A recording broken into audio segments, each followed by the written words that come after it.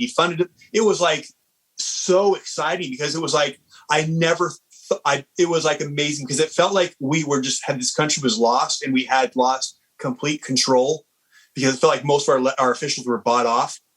But once the people got involved, we put our own people in there. We absolutely, it was to me miraculous.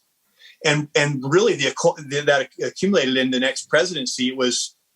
That's what led to Trump. Yeah. It was a Tea Party movement that was directly responsible for the cleaning out of the House and the Senate and then putting Trump in. And then what happened? The middle class starts to thrive. China, who's been bearing down on this country for years, we sold out this country to China. We were talking earlier, trades, right? Manufacturing, we sold that out to the Communist Party. I mean, we basically traded our wealth and given it the ability to manufacture and produce to the Communist Party. Their end goal is to take us down. We basically had our elected officials selling us out. Well, guess what? We started going up China. The middle class grows. We become oil independent. All of that was a result of Obama. Mm-hmm. And Obama turning up the heat, waking people up. So again, during Obama's, that's all this time during Bush, I'm out working with business owners, and it's like trying to get the troops saying we have power if more of us will get involved. Either the government has power or the people hold power. And that's why it's so important. I'm like, we've got to get involved. We've got to get involved. We've got to hold these people accountable. We've got to throw them out if they're not listening to us. Well, so, this passion for freedom, just started, it's growing and growing and growing. And then what happened is, people were believing the dream because it was real. You were seeing the people win. And then when 2020 happened, when the elections happened a little over a year ago, and then January 1st happened, and I'm seeing these same business owners, year after year. And all of a sudden, like these deep friends, I've been in Utah the last, 4 years doing this. They're terrified after January 6th last year. They're like, we've lost elections, we've lost hope. And it was like the troops were running home. Mm-hmm. They like, how are we going to win a war if we're all running home? And it was like, and so it was like, I'm like searching my soul, because it's like, if all the people standing up that have made all this change give up hope now, like it's over. And so I'm out talking. People say, look, let's think about the game plan here. The federal government is at a level of corruption that may be beyond saving. I actually think it may be that it's that far out, that it may be beyond saving. But that's because it was never meant to be what it is. It was the 13 states that created the federal government. And it's the 13 states that have the authority to put the federal government in line. And you saw Georgia earlier this year step up and say, we're going to fight this voter integrity issue. We're going to mandate voter ID. We're going to mandate no mail-in ballots. So you saw that Florida start to step up. So you saw states start to step up and remember the 10th Amendment, Texas, and say, no, we are going to put a constitutional wall around our state, and we're going to tell the federal government, we're not playing your game. You're out of line. We're the authority. You're the servant we created, and you're and it's time to put our foot down and say enough's enough. We're not going to comply with your garbage. Well, it was real frustrating because I'm out here talking to business owners in Utah and saying, well, you got to know your state rep, call your state rep, email your state rep. We got to pass this in Utah. And the problem is, it's like, where's Utah in this fight? Yeah. And I'll tell you, it's sad out here, Jim, because Utah is a state that believes, for the most part, that the Constitution is inspired by God. If there's one state that should be leading the fight, it should be right here. And I'll tell you, people are checked out. We've got, I believe, some of the more corrupt politicians here at our state level and our governor than most states. And you're thinking, it's Utah. But that's the danger. It's where we were with Bush. All is well. Oh, we don't need to worry. We got our Republicans in. He's a Christian. He's a member of the same faith. We don't need to worry about him. Those are the most dangerous. It is the wolf in sheep's clothing that does the most damage.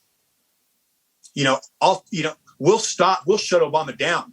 We will shut down Biden.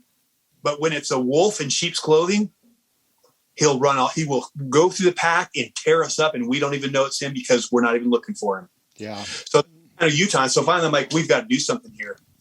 And it was finally, it was around May of this year that I was like, I'm out talking to these business owners, and they're like, we realize the message has to get out to a wider audience, and that we've got to get back and control the state. And finally, after the encouragement of some of them, I was like, you know what? There's two things.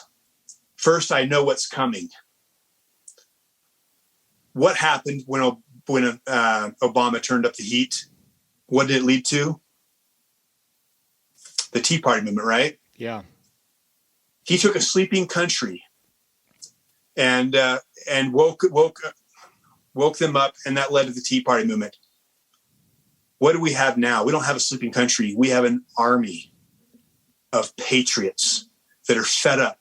What do you think is going to happen as Biden continues to turn up the heat, as this inflation and meets the supply chain issues and meets the mandates? What do you think's around the corner come the end of this year, early next year in spring? Yeah, Tea Party 10X. Boom. So I've known that's coming. And that was for me enough reason to say, all right, you know what? The people are going to be awake. The people a year ago, 5 years ago, 10 years ago, no one would want someone running for office that really understands the Constitution, that knows that the Constitution is, that the country's so far out, because we like the government to be big and powerful and take care of us. There's something, we like to give up our personal responsibility and let the government be responsible for us. It's nice to take a seat in the back seat and let them drive. Personal, freedom requires responsibility. That's why most people don't like it. It's too much responsibility. But I know what's coming. And we're going to have and it's already happening. Look in Australia, Paris, Brazil, around the world, people are starting to rise up and say enough's enough. It's coming. And it's coming here. And when they rise up, what they're going to be looking for is not the same old politicians that have gotten us in this mess, these rhinos. They're going to be looking for politicians. And I hate the word politicians. They're going to be looking for representatives that understand that when you have a tree and the fruit becomes rotten and poisonous, the answer isn't, the answer is go to the roots. You got to go to the roots of the tree and nourish the roots. What are our roots? It's the Constitution. Yeah. It used to be good fruits. We need to go back there, and we need representatives who understand, and will go back and understand the principles of liberty, and fight for good principles and fight for values and what this country initially stood for. So understanding what's coming, I knew that there would be this resurgence, like the Tea Party, of people wanting good principled people. And finally, I was like, you know what? I can have a choice. And this applies to everybody. We can sit and hope and wait for someone else to come fill those shoes. And then come next year, if no one does, or another rhino comes in and the people are blinded by his silver tongue, and then we have with another corrupt politician, who's to blame? When you could have stood up, even though you're not the most qualified person, even though you're flawed. And I've got a lot of flaws, bro. Like, Jimmy, you ever want to get, one day we'll have a podcast, you want to get into my background, man. I grew up in a broken family. I repeated the same. I ended up in another. I'm in my second marriage. I've been through a mess in my life, and I've literally, clawed my way out of hell. I mean, I have no business. I'm not this perfect politician, and the reality is these politicians are far from perfect. But the reality is, look, it is up to us, people like you and me, to stand up and say, you know what? Why don't we stand up and do it instead of waiting for someone else? Or we can sit back and hope someone else will pick up. Hope for a president. The problem is the president's not his job. Yeah. The proper role of government is our rights come from God, and then it's we the people, and then we create the local government and states, and then the federal government. That's the line of authority. Why are we looking for leadership at the lowest level of authority? The highest level of authority is you and me. It's the people on this podcast. It's regular people. And it's up to, and if we're going to be saved, this country's just be saved just by we the people stepping up and being the leaders we're looking for. So that's kind of what led me to this. And then it's been an incredible journey, running for office. It's been amazing. The support, people are hungry. They're looking for, and I think the thing people love is, look at this guy. He's like me. I mean, he's no one special, but yet he's stepping up and doing something. And when we step up and do miraculous and difficult things, that's what makes great people. It's not, no one's born great. It's stepping into greatness. Jason, you have an incredible passion and story. No, normally my listeners would know I probably would ask you 10 questions, but your conviction for what you're doing is so strong, and I appreciate you sharing that. I want to go back to a couple things because I think it's important for people to understand some substance around it of what you said, and I'm going to give you a little reprieve to think about an answer. You talked about doing some reading. Think about some of the books or some of the things that you're reading while I mention this next thing, because I think it's important. You mentioned what kids are learning in school aren't the right things. And one of these celebrity entrepreneur motivators posted something about how come we aren't teaching our kids, Think and Grow Rich by Napoleon Hill in the school. It's the number one business book in the country, if not the world. The things that they learn from that. I went to my kids' 4-H parent orientation night this last Saturday. We're new. My kids are 5 and 7, so they're just now of age. The orientation talks about how the kids are going to learn how to budget to raise an animal or to bake a pie. How much do the ingredients cost? How much did you spend here? And did you borrow this? And what was the cost of that? And then if you sold your pie, how much money did you make? And what was left over? Basically a balance sheet for my 6-year-old. How come we're not teaching that in our schools? So your point of saying what they're teaching in the schools isn't what we really need to know to live and learn. And I'm going to say one more thing before you can answer what books you were reading.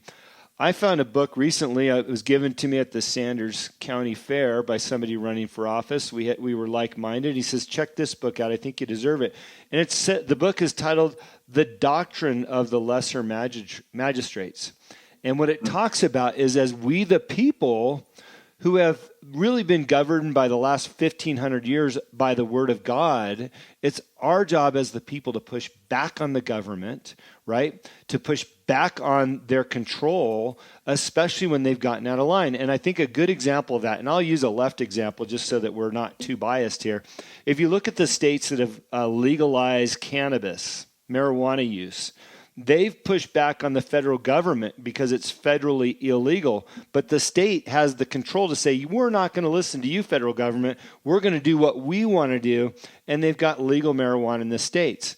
Well, that applies across the board. These states, these congressmen, these elected officials can hold the government accountable for what we, the people, want. Right? So now we can put our set of values in there and get away from cannabis for a moment. Jason, what were some of the things that you were reading that lit that fire that we can recommend to some of the people that are listening? I gave you a long time. Yeah. And where do you start, right? The other day, it's ironic. We talked about some of these books. So I've got them right here. And these are... I'll share a few of these. So this is the first book I kind of stumbled upon. I don't know if you can see that. Yep. Enemy Half. And again, this was my red pill because it was written by the secretary, someone who was inside Washington, who I happen to respect deeply. And one of the things I learned there is he talks about the proper role of government, and it's powerful because what the essence is that our rights come from God. And before there is ever any government, there's family, there's society, but society creates government to do. And so when you create government, so if you and I, we live on an island with, half a dozen people, we could create a government to basically protect our inalienable God-given rights. And when we hire these people, a sheriff, we give them authority to act on our behalf. That's right. That sheriff has no authority I don't have because my authority is delegated to him. When we hire someone to manage the town, we give them the authority to do what we ourselves can do, and they have no other authority. Well, to think how far we've come from that principle, when I was growing up, I told you I had a broken family. My mom was on welfare. Do I have the right, Jim, to come up to you at the threat of a gun or locking you up, which is what government is? If you don't comply, it is they'll take your life or your property. Or do I have the right to come up to you and say, you know what, my mom's struggling for money. I'm going to force you to give me some money to pay to take care of her. And while I'm at it, I'm going to take a little money at the top for my fee. Of course not. And that